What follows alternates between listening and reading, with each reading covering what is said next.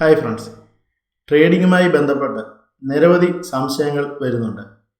അതിൽ പ്രധാനപ്പെട്ടത് day trading വഴി സ്ഥിരമായിട്ട് ഒരു വരുമാനം ഉണ്ടാക്കാൻ സാധിക്കുമോ എന്നുള്ളതാണ്. അതായത് ഓരോ മാസവും ഡേ ട്രേഡിങ്ങിൽ നിന്ന് ഒരു സാലറി പോലെ ഒരു എമൗണ്ട് നേടാൻ സാധിക്കുമോ എന്ന് കുറേ കാലം മുമ്പ് ഒരു ചെറുപ്പക്കാരൻ നേരിട്ട് ഇക്കാര്യം എന്നോട് സംസാരിച്ചിരുന്നു. അദ്ദേഹത്തിൻ്റെ ആവശ്യം വീട്ടിൽ ജോലിയൊന്നുമില്ലാതെ ഇരിക്കുന്ന ഭാര്യയ്ക്ക് ട്രേഡിംഗ് വഴി ഒരു വരുമാനം ഉണ്ടാക്കാൻ സാധിക്കുമോ എന്നുള്ളതായിരുന്നു. ഞാൻ അദ്ദേഹത്തോട് കാരണം അന്വേഷിച്ചു. അപ്പോൾ പറഞ്ഞത്, വെറുതെ ഇരിക്കുന്നത് കൊണ്ട് പല പ്രശ്നങ്ങളും ഉണ്ടാകുന്നു. ഒന്നുകിൽ അദ്ദേഹത്തിൻ്റെ അമ്മയോട്, അതായത് അമ്മായിയമ്മയോട് പ്രശ്നമുണ്ടാക്കുന്നു, അല്ലെങ്കിൽ അദ്ദേഹത്തിൻ്റെ പെങ്ങളോട്, നാത്തൂനോട് പ്രശ്നമുണ്ടാക്കുന്നു എന്നൊക്കെയാണ്. അതിനുള്ള ഒരു പ്രതിവിധിയായിട്ട് ഭാര്യയെ എൻഗേജ് ആക്കുന്നതിന് വേണ്ടിയാണ് അദ്ദേഹം ട്രേഡിംഗ് എന്ന സൊല്യൂഷൻ കണ്ടെത്തിയത്.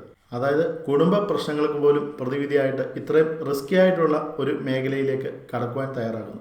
ഞാൻ അദ്ദേഹത്തോട് പറഞ്ഞത്, വീട്ടിലുള്ള പ്രശ്നങ്ങൾ നിങ്ങൾ പറഞ്ഞു തീർക്കുക, എന്നാൽ ട്രേഡിങ്ങിനെ വളരെ ഗൗരവത്തോടു കൂടി മാത്രമേ സമീപിക്കാവൂ. അതിൻ്റെ കാരണം അമേരിക്കയിൽ നടത്തിയ ഒരു സർവേ അനുസരിച്ച് ട്രേഡ് ചെയ്യുന്നവരിൽ 75% ലാഭമുണ്ടാക്കാൻ കഴിയുന്നില്ല എന്നാണ് കണ്ടെത്തിയത്.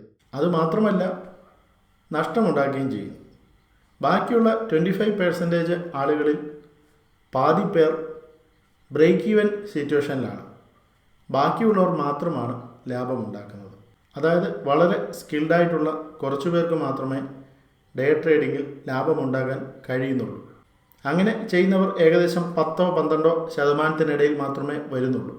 അങ്ങനെയുള്ളവരാകട്ടെ പ്രൊഫഷണൽ ട്രേഡേഴ്സാണ്. അതായത് ടെക്നിക്കൽ അനാലിസിസിലും ട്രേഡിംഗ് സ്ട്രാറ്റജീസിലും വൈദഗ്ധ്യം നേടിയതിന് ശേഷമാണ് അവരൊക്കെ ട്രേഡ് ചെയ്യുന്നത്. കാരണം ട്രേഡിങ്ങിലെ ഡിസിഷൻസ് വളരെ പെട്ടെന്നാണ് എടുക്കേണ്ടത്. രാവിലെ ട്രേഡിങ് ആരംഭിച്ച് 3:30 അവസാനിക്കുന്നതിനകം ഒരു തീരുമാനം എടുക്കാൻ കഴിയണം. ലാഭമാണെങ്കിൽ ലാഭം നേടി വിറ്റുമാറാനായിട്ട് സാധിക്കണം. നഷ്ടമാണെങ്കിലാകട്ടെ ആ നഷ്ടത്തോടു കൂടി എക്സിറ്റ് ചെയ്യാനായിട്ട് സാധിക്കണം. എന്നാൽ ഇത് പലർക്കും കഴിയാറില്ല. ഒരു ദിവസം നഷ്ടം സംഭവിക്കുകയാണെങ്കിൽ അടുത്ത ദിവസത്തേക്ക് അത് ഡെലിവറി ട്രേഡായിട്ട് മാറ്റുകയും വീണ്ടും നഷ്ടം കൂടി വരികയും വലിയൊരു പൊസിഷൻ ഏതെങ്കിലും 1-2 ഓഹരികളിൽ മാത്രമായിട്ട് നിക്ഷേപിക്കപ്പെട്ട് പോകേണ്ട ഒരു അവസ്ഥ ഉണ്ടാവുകയും ചെയ്യുന്നു. ഇതിനെ മറികടക്കുന്നതിനുള്ള ഏറ്റവും നല്ല ഉപാധി താൻ ഇതിന് സൂട്ടബിൾ ആണോ എന്ന് കണ്ടെത്തുകയാണ്. അതിനുള്ള മാർഗമാണ് പേപ്പർ ട്രേഡ്. പേപ്പർ ട്രേഡ് എന്നുള്ളത് യഥാർത്ഥ ട്രേഡല്ല, മറിച്ച് നിങ്ങൾ ഒരു ട്രേഡിംഗ് ഡിസിഷൻ എടുക്കുന്നതായിട്ട് കണക്കാക്കിക്കൊണ്ട് ട്രേഡിംഗ് ടെർമിനലിന് മുമ്പിൽ ഇരുന്നുകൊണ്ട് തന്നെ പേപ്പറിൽ ആ ട്രേഡ് ചെയ്തതായിട്ട് കണക്ക് കൂട്ടുന്നു. അതായത് ഏത് വിലയ്ക്ക് എത്ര ഓഹരി വാങ്ങിച്ചു എന്ന് കണക്ക് കൂട്ടി പേപ്പറിൽ എഴുതുന്നു. തുടർന്ന് ആ ട്രേഡ് അവസാനിക്കുമ്പോൾ അതിന് ലാഭമാണോ നഷ്ടമാണോ എന്ന് പേപ്പറിൽ കണക്ക് കൂട്ടുന്നു.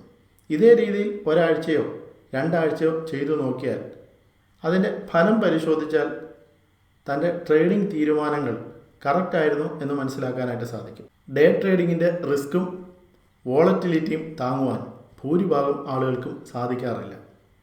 മറ്റൊരാൾ എന്നോട് ചോദിച്ചത്, ഡെയിലി 1000 രൂപ വെച്ച് ലാഭമുണ്ടാക്കാൻ സാധിക്കുമോ എന്നുള്ളതാണ്. ഞാനപ്പോൾ ചോദിച്ചു, എത്ര രൂപയാണ് നിക്ഷേപിക്കുന്നത്? അപ്പോൾ പറഞ്ഞത് 20,000 റുപ്പീസാണ് എന്നാണ്. അതായത് 20,000 രൂപയ്ക്ക് എല്ലാ ദിവസവും 1000 രൂപ വെച്ച് ലാഭം കിട്ടണം. ഒരു വർഷം അതേപോലെ ചെയ്യുകയാണെങ്കിൽ അദ്ദേഹം പ്രതീക്ഷിക്കുന്നത് എത്രയാണ്?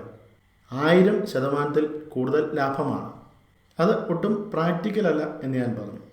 അപ്പോൾ അദ്ദേഹം പറഞ്ഞത്, കുറച്ച് ദിവസമൊക്കെ നഷ്ടം പോയിക്കൊള്ളട്ടെ, അതിനുശേഷം ബാക്കിയുള്ളത് കണക്കാക്കിയാൽ മാസം 50% കിട്ടില്ലേ എന്നുള്ളതാണ്. ഇങ്ങനെ പ്രായോഗികമല്ലാത്ത വലിയ ടാർഗറ്റുകൾ ട്രേഡിങ്ങിനെ പറ്റി വെച്ചു പുലർത്തി വരുന്നവർക്കാണ് കൂടുതൽ നഷ്ടങ്ങൾ നേരിടേണ്ടി വരിക. അല്ലെങ്കിൽ ഷോർട്ട് ടൈം ഇൻവെസ്റ്റിങ്ങിലേക്കോ ലോങ് ടൈം ഇൻവെസ്റ്റിങ്ങിലേക്കോ മാറിക്കൊണ്ട് മികച്ച ഓഹരികളുടെ ഒരു പോർട്ട്ഫോളിയോ തയ്യാറാക്കുന്നതായിരിക്കും ഉചിതം. Thank you all. Happy investing.